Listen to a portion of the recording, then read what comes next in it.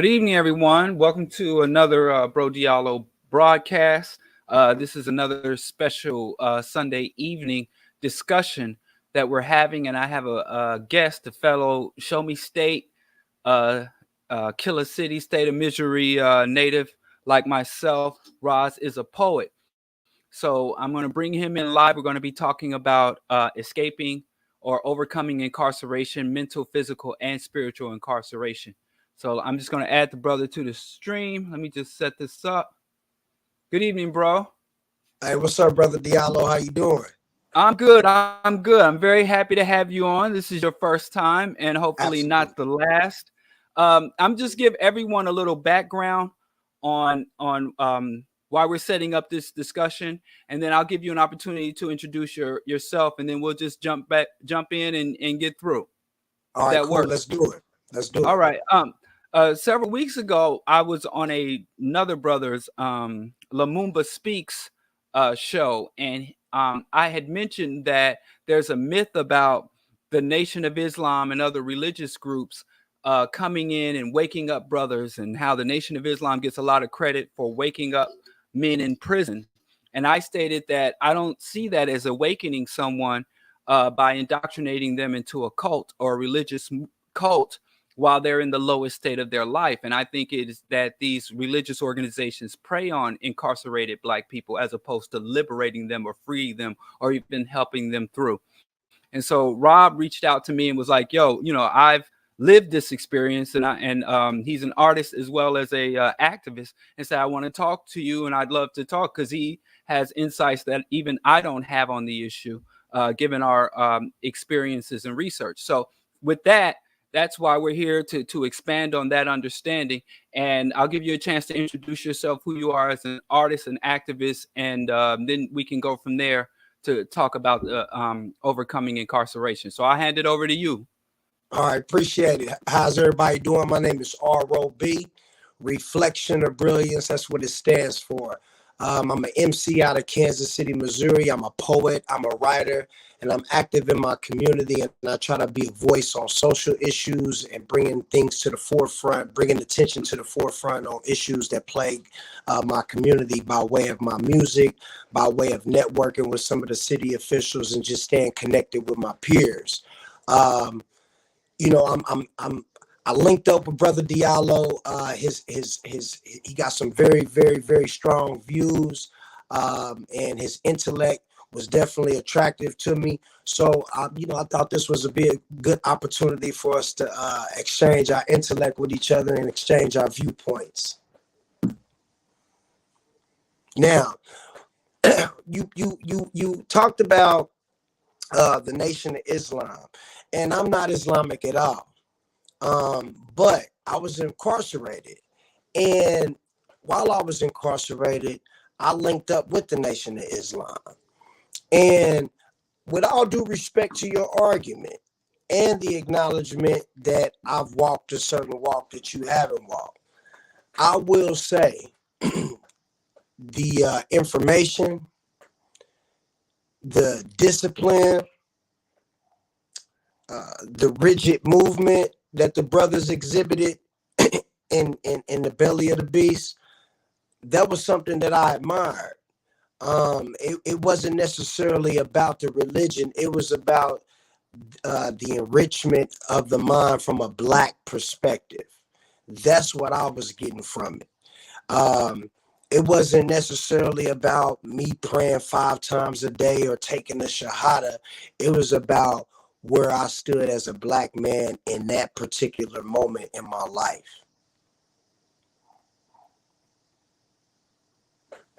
Now, we must have lost sound, brother. That's me.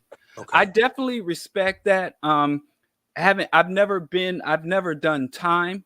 I worked in a prison for in Rikers Island for several years in the infirmary, and I Okay. also would see how the brothers who had converted to Islam carried themselves, and the status they held within the prison. Also, my father converted to Islam when he was a teenager while incarcerated, and my 2 older brothers are also Muslim because that's how he indoctrinated them. But The issue is that, from my point of view, it's not sustainable, because if you're using things that are untrue or have no evidentiary base in order to help someone, then that is an extremely fragile foundation. And that's why, even though to help you through the more immediate, it's kind of like, just like a drug addict who takes a drug to get them through a tumultuous time, and help to relieve some more acute pain and acute situation. But in the long term, it is not sustainable, simply because it's not grounded.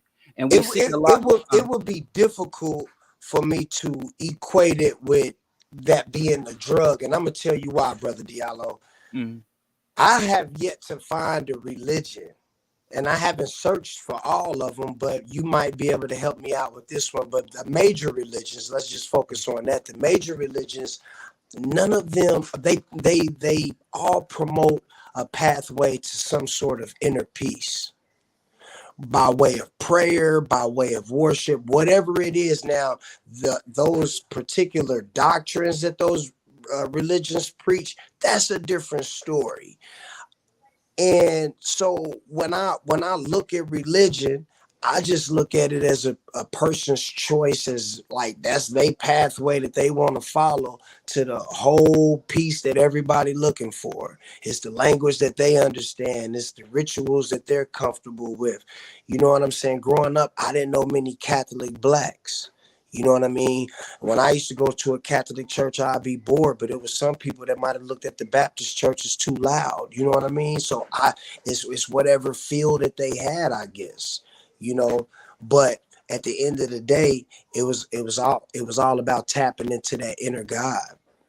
Well, I think I would have to ask you to define what inner peace is to me, because and we can get into that. And then I also wanted to talk about, tell me what inner peace is. And then I would also have to talk about, because you're dealing with a very personalized view of religion. But the problem with that is there's nothing personal about religion.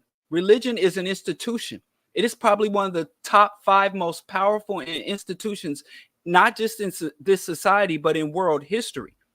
And so you might have someone that says, well, I go to the KKK rally because I like Dixie music.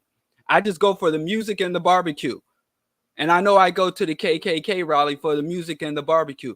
And so, when you associate, align yourself, or participate, and most importantly, give your material support to an institution, you can't just identify the good things. You have a lot of black people in the United States that says, I love America because I'm able to make a living. I'm able to negotiate this system and make a good life for me and my family. So that's why I'm proud to be an American. That's why I'll say the Pledge of Allegiance, and ignore the imperialism, ignore the genocide, or try to separate yourselves. If you are a patriotic American and flying that flag, a lot of people. So basically, one more point. Okay. One more point. A lot of people who support the Confederacy use that same argument. I don't fly this because I'm racist. I fly because of my Southern heritage. So if you say I'm a Muslim or I'm a Christian because it brings me inner peace, which I would like to define, or because it helps me fulfill or helps me discipline, you can't not disassociate yourself from the atrocities, and you can't disassociate yourself from the doctrine and the dogma. See, that's when the spirituality aspect of things and the intellectual aspect of things, they begin to clash. So in that clash, there becomes like this discovery. So in that discovery, you seek more knowledge.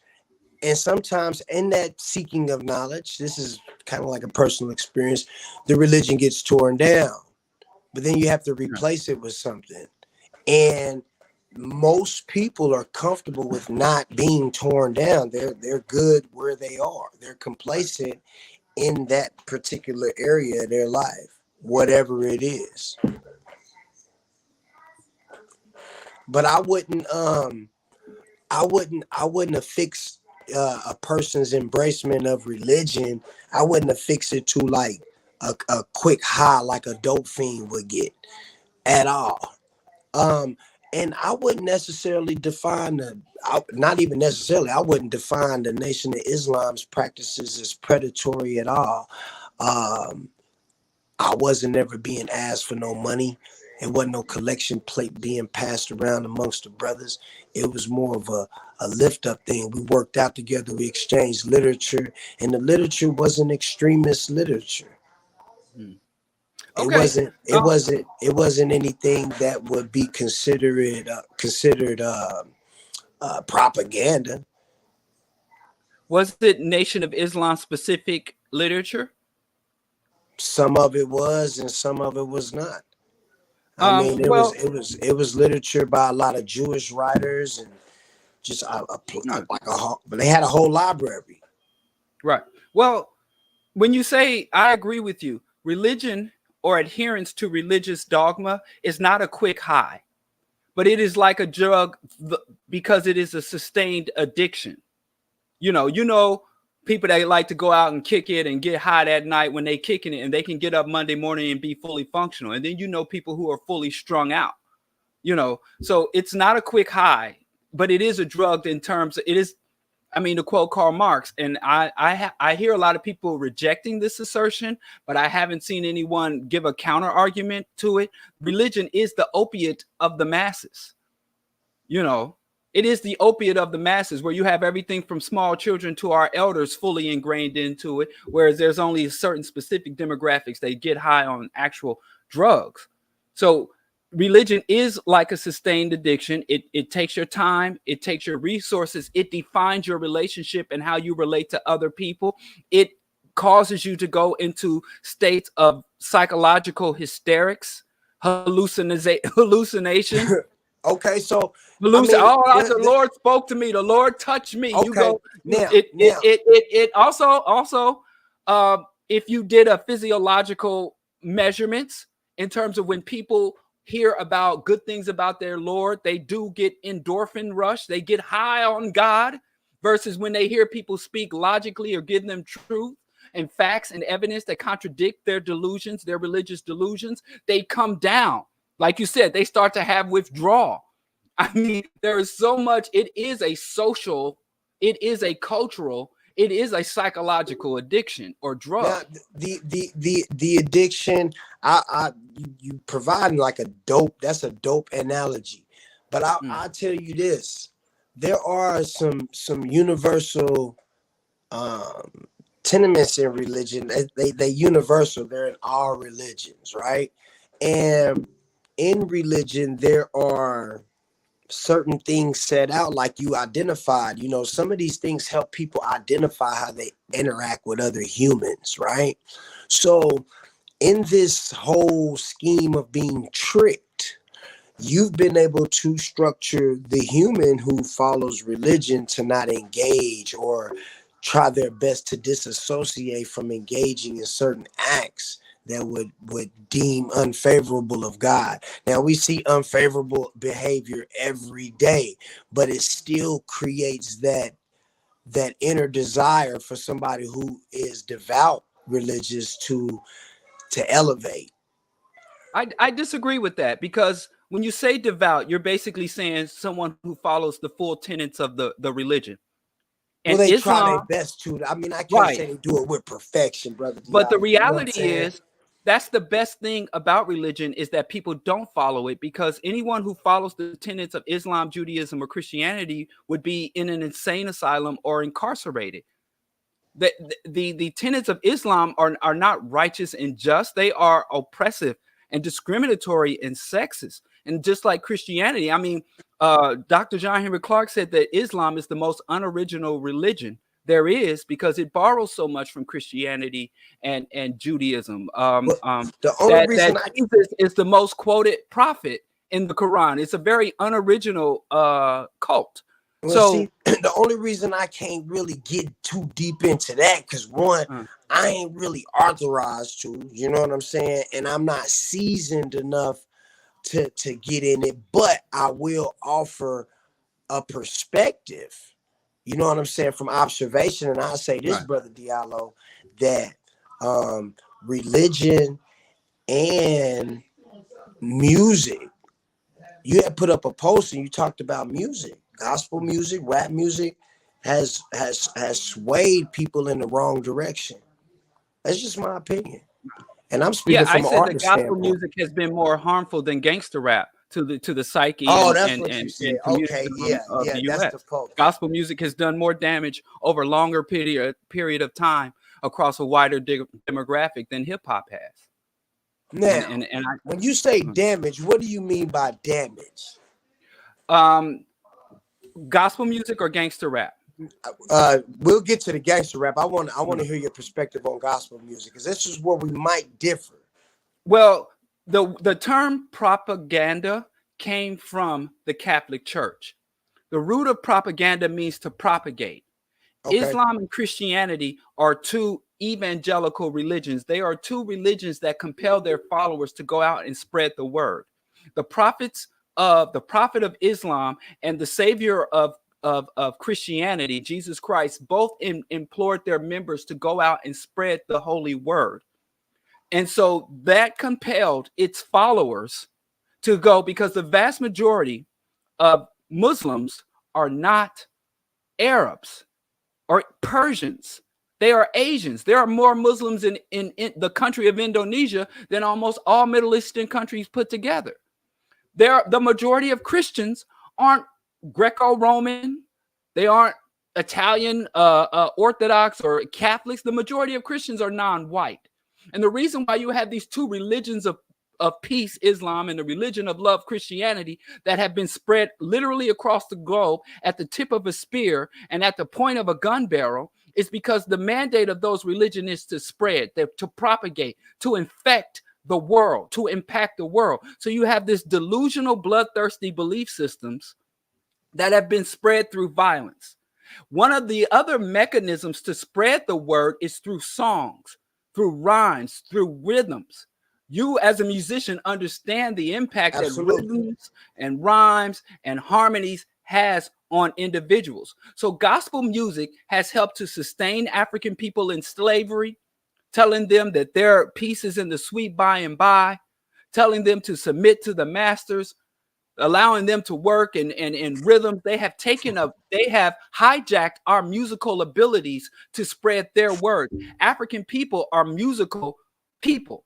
We're rhythmic people, and we've allowed an alien religion and an alien ideology to hijack our talent for their ends. Then let's moving on from chattel slavery, going into Jim Crow, the long Okay. era of Jim Crow, where the religion promotes, again, staying in your place, not doing violence, having trusting in the Lord, receiving your reward Blessings on the after back death. end. I'm going up the rough side of the mountain. I'm going up the rough side of the mountain, meaning that the hardship that I'm suffering in life, the lynching, the my children starving, my wife being sexually harassed and raped as she cleaned Mr. Charlie's house, me being unpaid and underpaid, sharecropping, having my land stolen. That's just going up the rough side of the mountain, and allowing me to think that there is some divine reasoning or there will be some divine reward in the suffering that I'm allowing myself to be subjected to, that I'm refusing Okay. to take up arms against. And in this modern time, Kirk Franklin, Kanye West, these literal con men, these literal living contradiction, are using it to promote prosperity music. Kanye, God's using me to show out. So in every epoch or every historical era Africans have been under, and I'm not even going to the colonization mega churches and how on the African continent, Nigeria and Ghana. I talked to our great scholar, the author of Yoruba, Marimba Ani, and she has a whole photo book full of images of white-haired, blue-eyed Jesus that she took through her travels throughout the African continent. But here in the United States, every historical era that you can define for African people has gospel music has taught us to accept it, to endure it, to find the meaning in the suffering. It has worked as a pain reliever, so that we could, as Malcolm said, suffer peacefully. And the only religious black people who were able to fight for our liberation were the religious black people like Dr. King, like Malcolm X, who contradicted their belief system. King didn't fight for us because he was a Christian. King fought for us is because he violated Christian edict. And that's why the Southern Baptist, the Southern Baptist, what is it?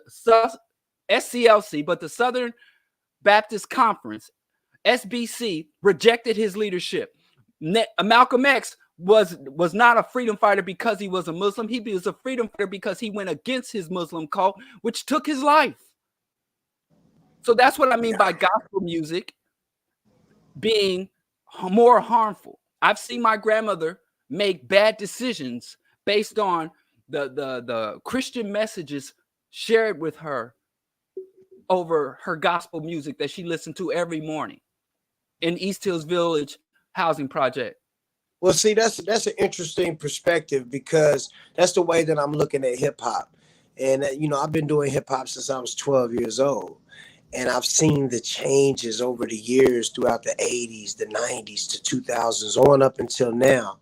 And when I listen to it now, it sounds like a soundtrack to death to me. And I say that just like roll off my tongue, because that's exactly what it sounds like. I listened to the radio, I think it was last weekend, and I listened to it consciously. I said, I'm gonna listen to how many songs they play that reference to harming another black person, being destructive, and every song that they played was like that, and it kind of tripped me out. And I was like, now this is what's going through the airwaves. This is what little kids are memorizing like they were when I was a kid, and they taking this in, they taking it in, and then they saying it like a seance. And when they say it, it's creating their reality, and they don't even know it. Right. But here's the catch, though. Hip hop would have to go on like this for another 300 to 500 years to catch up with the damage that Christianity has done and Christian gospel music has done. And in fact, another thing is what made us so You vulnerable. said because it's too young. It's too young. It hasn't even. It's brand new. Okay. Right. Okay. It's brand new. And here's the thing. My infant nieces and nephews, my nieces and nephews have babies. And so are you specific? But see, you got to think. When you say gospel music, you're not. Are you just specifically talking about how it's affected the black community, or just the world in general? Well, I can talk about that as well, how it has affected the world, i.e., generated profits for our oppressors. Yeah, I can talk about that too. But no, I'm just talking about the black community. And I'm even talking about the hip hop is too young. In that aspect, right. Yeah, hip hop is too young. Yeah, but and there would be no degenerate hip hop without Christianity. I could go up front and get my old Ghetto Boy CD, Gripping on That Other Level. You open up the album cover. Guess what it says right at the top on the dedications? What's that? We want to give thanks and praise to God. You can go get most degenerate gangster hip hop albums. And in those albums, too, they'll be thanking Allah or thanking God or thanking Jesus. Maybe Kendrick Lamar, he's thanking Yahweh, but he's not considered gangster. And you go back and look all the way back to the Source Awards, go all the way back to the BET Awards. When the gangster, most degenerate rappers get on stage to accept their awards, what's the first thing they say?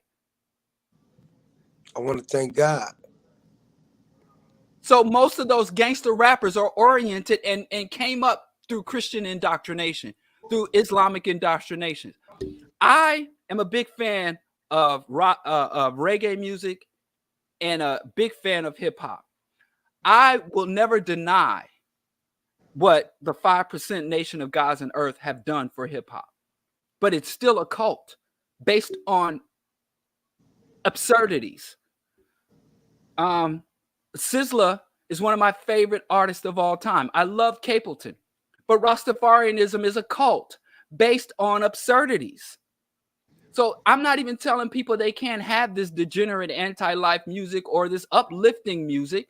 But when we get to the point of saying we can't call out the facts and the evidence, then we're all participating in feeding the delusion, even if we're not doing the bad stuff. Yeah, and you become a slave. You become a slave to it. Right. See, this is interesting. You know, I was thinking about how I was telling my home, we was talking about some of the murders that be happening in the city. In Kansas City, I Yeah, had to Kansas. remind people all the time. Kansas City Yeah, is, you know, and I we mean, was and talking shout out about. to you I for said, sticking it out there, because you know, you see, I escaped. yeah, it's I had to crazy. come to Chicago to get away from It's how crazy. wild. Them cats is wild. It's crazy. But look, I'm talking to one of the homies, and I'm like, you know, these young dudes, they be in their early 20s. You know what I'm saying? Real young, getting killed out here, right? And they got mothers. So I said, I wonder if that mothers, you know, once they begin the healing process and they decide, okay, I'm gonna get cute and I'm gonna go out and have a drink. And then a song comes on and they talking about I splatted the nigga like this. And it might not necessarily be about her son. It's just one of them rap songs. I wonder if that vibrates in them and fucks with their head. Cause if it do, it's a lot of women out here that probably be like fucked up off of the type of music that's being promoted after they just lost their sons. Well, you know, we don't even have to. You know, Fulio, right? Yeah. Where he has a whole song talking about specific murders and making light, and Hey, then it that became tripped me out. a That tripped TikTok me out. meme. And the mothers of many of the young men mentioned in that song came out and said it. Young Thug, YSL. Uh, he said we shot that boy in front of his mammy. You know, he recorded a song detailing a YSL murder of a young man right in front of his mother's home while the mother was inside, and he Yeah, put I that in don't the song. now, But now it ain't. my But let me not pick on the young people, because remember, murder was the case that they gave me. well see that's Murder. when Snoop I see Dogg when I came out with a whole album saying when I murder was was the case. see when I was in prison, I wrote a book Uh, called Hip Hop Was Like a Dad. mm, And it's loosely based on some of my personal experiences in life, but it's a fiction book. And what it's about is a young man whose father was a Nation of Islam member, and he hated rappers. He felt like they was filthy. He didn't allow his kids to listen to him. But when he passed away, uh, the young character, the main character of my book, you know, hip hop basically took the place of his father and sent him the messages, kind of sent him down some crazy roads in life. And its overall theme just talks about the subconscious influence that hip hop has on the young mind. And when I in that book, like I said, it's loosely based on some of my own personal experiences. mm, But in it, I talk about how that album in particular, when it came out, you know, I was a teenager, like dabbling with gang banging and shit like that. mm, So that music was reinforcing what I was participating in. It was like a cyclical thing, like going in the circle. The movie Colors, Boys in the Hood. I remember I used to dress like Ice Cube with some damn flip flops on and some Dickie shorts and a black T-shirt. And when my mama wasn't looking, I go buy me a 40. Now who think about it? 40 ounces of beer. That's a big ass beer to be drinking. And you're 14, 13 years old being influenced by these images that were being pushed by corporations to make the shit look cool.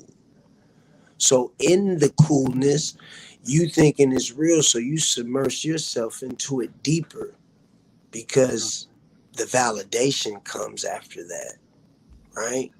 mm. You ain't really got into the trouble yet. The trouble ain't came, but the validation is starting to build up.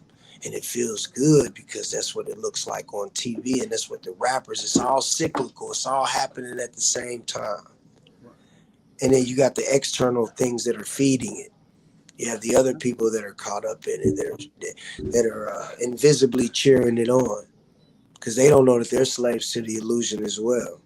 Yeah, you know, when I was in Kansas City at the same time, I never went down that path. You know, I never said trip never,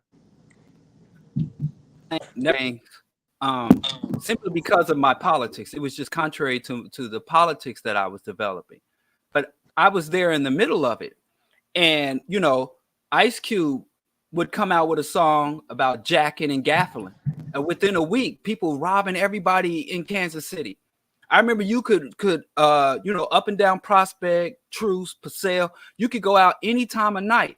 But when the rappers start dropping them songs about pulling up on people and getting the gad, taking people's shoes, within less than a week of Ice Cube came out with some song about jacking and gaffling and ganking, jacking, gaffling, and Yeah, ganking. I That remember that weekend, era. it But was I like that was the that was 89, the that was the era. 1990. Yeah, that was the It was era some where Wild people was West shit. getting robbed for starter jackets. That was Yep. the thing. Starter jacket Starter robbery. Jackets, the Bomber, the Bubble Goose. Yeah, my Yeah, homies, triple fat gooses. we was Yeah, at I the remember Plaza that. Lighting ceremony. We were And walking it's back.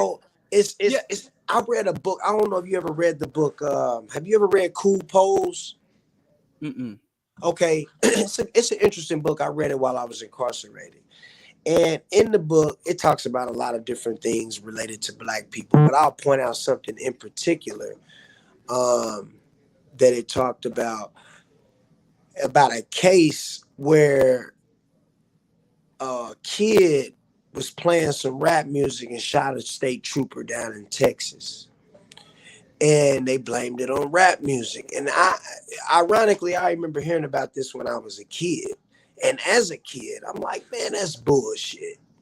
That's bullshit. That motherfucker ain't ain't no rap music made them do that. So as I got older and more mature and more wise, and I look back on that book and that experience of just knowing about it as a kid, I understand the concept of rap music made you do it. Because when Master P came out with Ice Cream, man, I was really wanting to sell more crack than what I was selling because the music was, it ain't like he was telling me to do it, like go do it, go do it. He wasn't, it was being fed to me in a Look at it like glamorous way. this. Right. Look at it like this. If the rappers didn't influence people, they wouldn't give them millions of dollars to sell us malt liquor, to Well, that's sell us where I was vodka. going with it. That's where I was Right. going Yeah. with. It They're not is gonna pay influence. you millions of dollars to educate people. Or right. Well, they might, but they But haven't up to this with their point. information, Right, miseducate. Right. So yeah, when the rappers say, "Oh, it's just music," it's not just music. It is marketing. It is propaganda and it is marketing. So you have to, all music is propaganda. Now And let me ask you propaganda. this. I got an Uh, interesting question for you. If okay, let's say you own a McDonald's. never. And I'm just saying, let's just say you own one.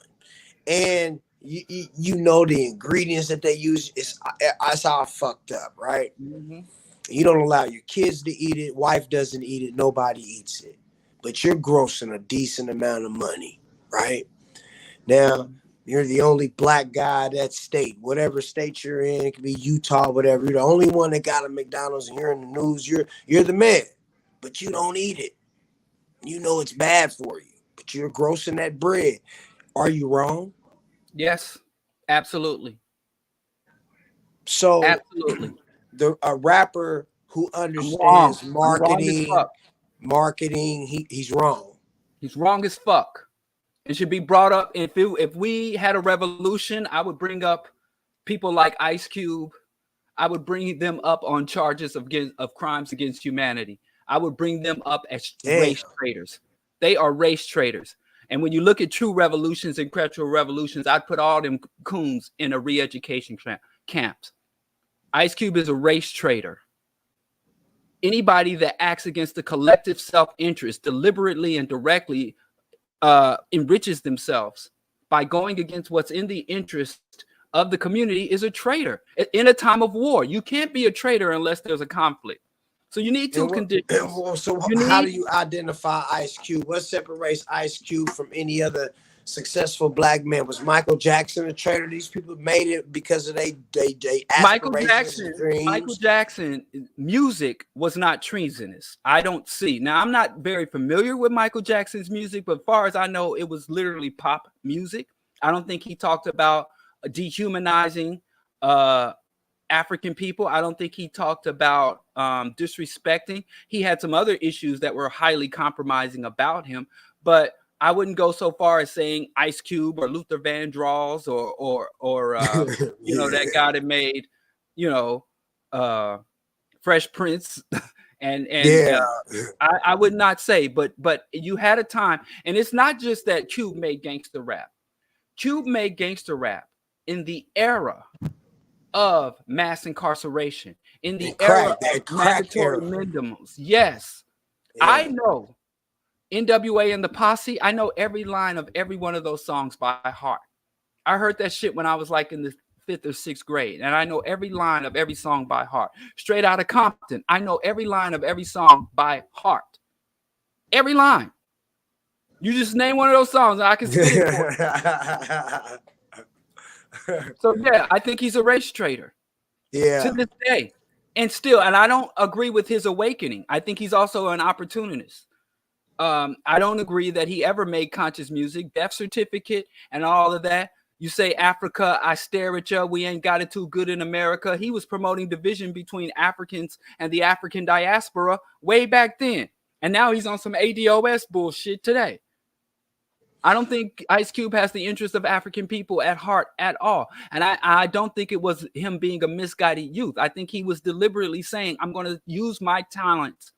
I'm going to use my talent The as American a way is weapon against my capitalism. The American way is capitalism and getting that bread. That's what well, at a certain point, okay. it becomes like, you know what?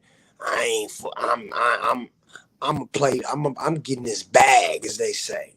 You know what I'm Yes, and that saying? makes you a traitor. If you take that position, you're a traitor to your race. If you take that position. So as a person ascends in their personal venture to get to where they're trying to get, right? And little black Bobby in the hood, he wants to be a cook. And he rises up, he goes to college, gets his culinary degree, gets a great job at a hotel, meets this rich billionaire who says, hey, I'm gonna fly you out to these islands and these mansions and stuff like this, and I'm gonna pay you this. And now he's hobnobbing with billionaires, and he's not cooking at the local block parties anymore. Is he a sellout? Is he a race trader? I What don't would know. make That's not enough information. That's not enough information to know if he's a sellout or not. That's inadequate information to draw a conclusion. Okay. I follow what is called the self-exposure protocol. I don't label you anything outside of what can be demonstrated by evidence that you've done or haven't done. I go by the actions the known actions you've taken, your public actions and your public words. That's what I use to label anyone. So you can only expose yourself. But once I get enough public evidence, so if someone says, why do you say this about Ice Cube? I'm going to go to what Ice Cube said publicly. I'm going to go to what Ice Cube did publicly. I'm not going to go to my thoughts and feelings. I'm not going to go to what I believe his motivations were. So that's called the self-exposure protocol. I only go off. So if someone's simply pursuing their career, that alone to me enough in this system to label you a traitor. No, I wouldn't call you a traitor.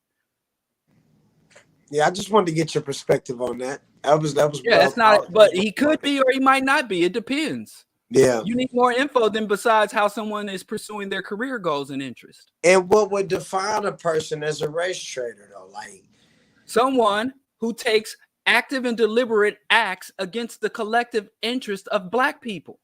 But shit, I think that's most rappers in the music industry. Yeah, that is most rappers in the music industry, which is why I don't listen to most rappers now or then. Even back then, I didn't listen to most rappers. As I started to evolve in my understanding and consciousness, as I became woke, the vast majority of music became inaccessible to me. So yeah, that's what we have to start. That's what freedom requires of us. We cannot uplift traders and then turn around and cry for freedom. We can't expect that our oppressors to give us to respect our human dignity and allow our own people to disrespect it. But see, here's the thing. Let me give you an example. Who is the oppressor? That's the thing. Who is the oppressor? People. White people are oppressors. But Asian people.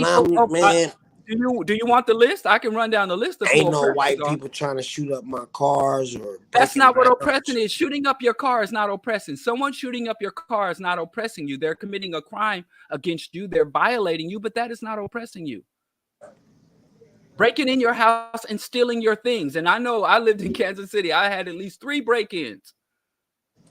And that's just my home. My car, I can't even count how many times they stole my plate. Remember, they were cutting the date stickers cutting off the the stickers plate? off. Yeah, you can't even You know, do that I've anymore. had that happen to me dozens of times. So that none of that's oppression. You talking about Oppression systematic type of systematic. It's institutional. Yeah, Anyone institutional. who doesn't hold institutional power over resources, over the military, over the educational and military system is not an oppressor. Oppression is institutional. It's not personal. It's not individual. Now, I know it may upset someone to say, well, this guy, he's a sex trafficker. This man is a sex trafficker and he's oppressing these young girls. Now, I wouldn't argue that those girls aren't being oppressed by that man. But if we wanted to be technical, that man is a criminal. That man could be apprehended, prosecuted, and incarcerated for the crimes against those young girls. Whereas George W. Bush, Barack Hussein Obama, Donald J. Trump, who literally killed thousands of women, killed hundreds of babies as they suckled at their mother's breast. Nobody's looking to prosecute them for those crimes. Yeah, that's some crazy shit right if there. You do something and you have to sneak, if you that shit that the CIA won't know why you want to know about that. Like, when the cops come to your house, they don't wait for you to not be there. They don't hide their faces. They don't cover their badges. They come to your face and take you into custody. You talk about you where you said, oh, if somebody robbed me, when the system take your shit, they don't sneak. They do it in front of you. They send you a letter saying the feds let me get that. Take your shit and give you a itemized list of everything they took from you. That's oppression. Yeah. A dude sneaking in through the window when you ain't there to take your shit, that's a crime.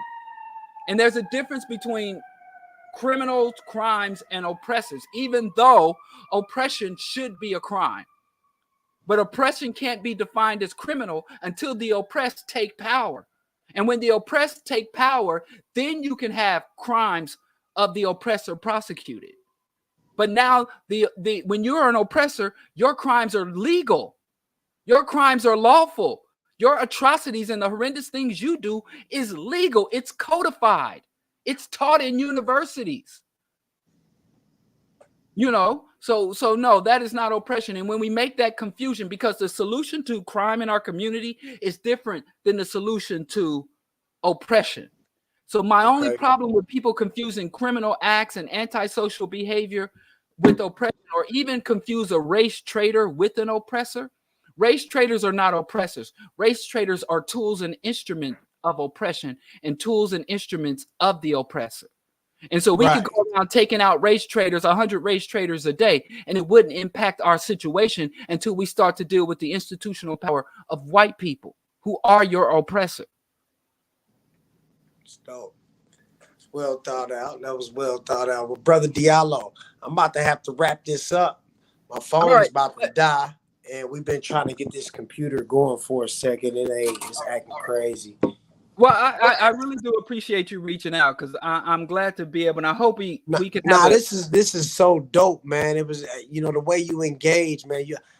I told Gino was like, look, I'm gonna tell you about my cousin, man. He's real sharp, Rob. He's real sharp. So you're gonna have to be on your toes, and you can't, he's just kind of like.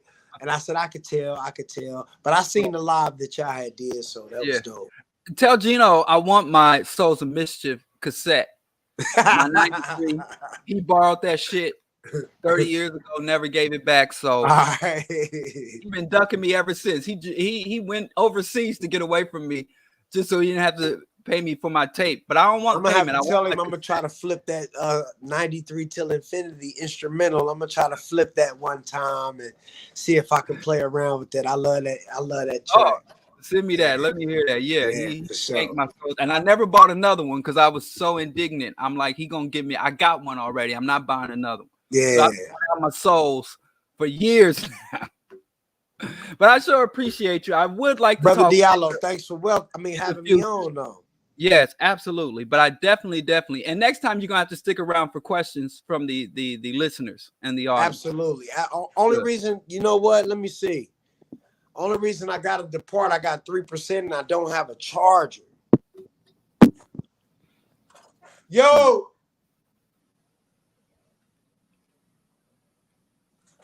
Hold on, brother.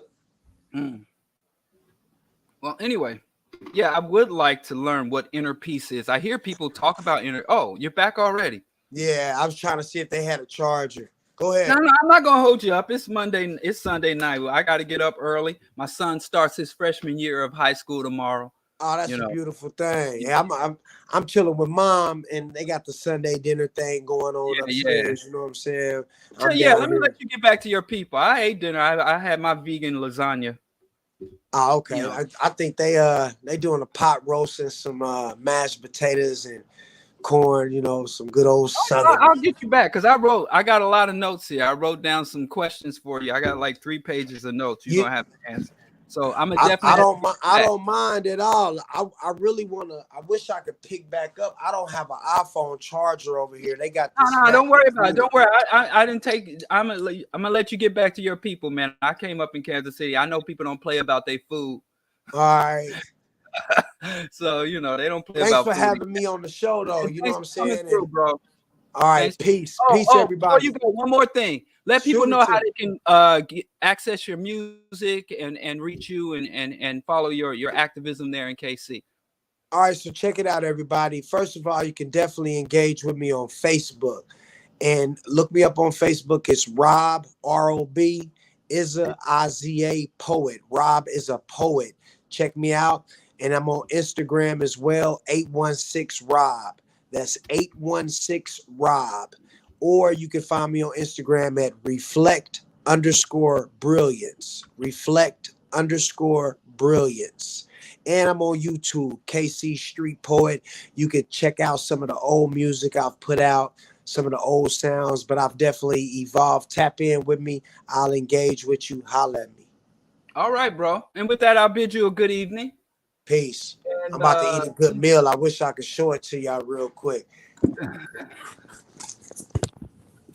That's that. See, everybody in Kansas City, they live in mansions there. They living good. See if I can flip this around. All right. You're gone. Oh.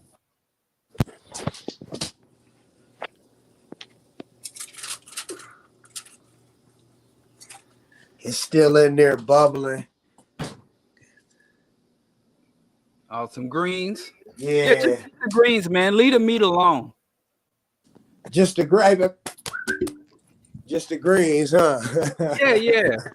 Get off the swine, the beef, the fish. Hey, I'm gonna tell you. I probably don't eat none of that roast. I got a big ass turkey leg that somebody got from my homeboy. You don't mess with turkey legs? No. You don't eat birds? No. Next time I'm in Kansas City, I'll take you to some good. Definitely not going to Gates Barbecue then. No. Gates done killed more people than any gang. Ollie Gates is the number one killer in Kansas City. Nah, I ain't going to Gates Barbecue. Next time you I can't.